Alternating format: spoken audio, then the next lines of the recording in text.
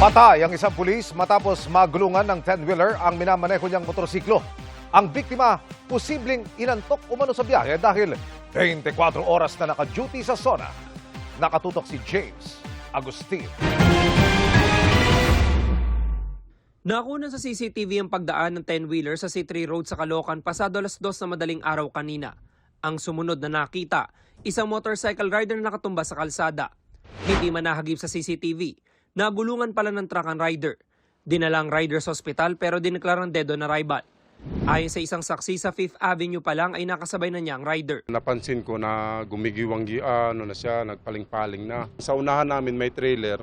Pagdating doon sa trailer, gusto niyang umovertake. Pagpaling niyang ganun, pumalo siya doon sa driver side. Pagpalo niya sa driver side, kumaskas na siya doon. Pagkaskas, doon na siya natumba sa may gitna. At doon na siya kinain ng 2 gulong. Kinumpirma ng mga kaanak na isang pulis ang 33 anyos sa rider. Pauwi na raw ang pulis sa kanyang bahay sa Caloocan mula sa kanyang duty sa SONA nang mangyari ang aksidente. Galing po siya sa SONA kasi naka-duty siya 24 hours po.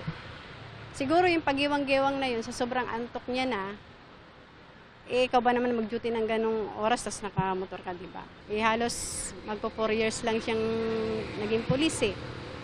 Siyempre, napakasakit naman po.